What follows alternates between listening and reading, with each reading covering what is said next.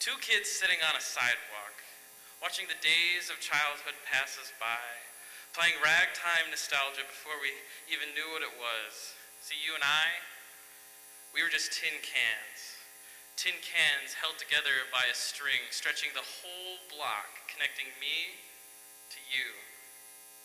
And when I felt alone, I would just give it a tug and say, I miss you. See, we were too coy, chasing each other through ponds of transcendency, but you were always one step in front of me, looking 14 steps in front of me, telling me you liked us just the way we were. And I could have told you how I felt, but I was too coy, too distracted by your pools forming ripples in my head, by your fingers plucking concertos from my heart threads, by your whispers whittling sweet nothings into my ear. I had to tell myself not to listen to you, even though you were my favorite poem. The intricacies of our string, it circled the lamp posts and the tree branches, and our tin can telephone wire came into accords with the suburban scenery, until you went cordless. And our cord coiled nooses around my neck, forcing me to watch as you walked down that street and out of my life. I thought we were tin cans that you traveled by kick, always two steps in front, never looking back.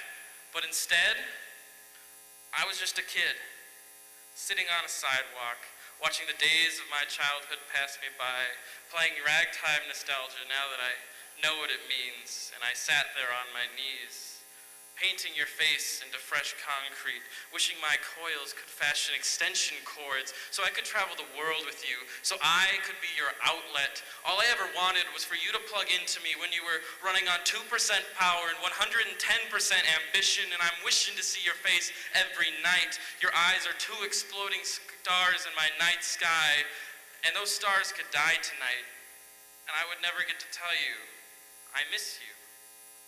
Until I saw you. 15 years later, at the corner store down the road, you told me of those big cities like an Irishman talking to his cigarette, telling me you wished to repent as we took a trip back to the house I grew up in. That night, I thought of calling you upstairs, but you slept in my sister's room and went back home alone. And I'm done with you. Like mountains of blank pages at the end of chapter books, done with you. Like the final strain of John Philip Sousa March, done with you. Like the rolling credits at the end of the movie, done with you. But I keep waiting for our blooper reel.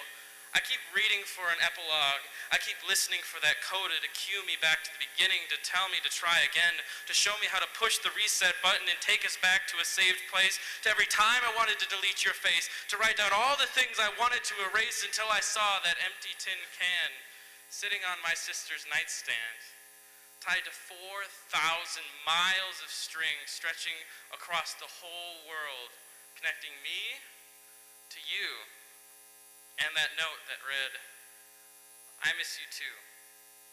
Thank you.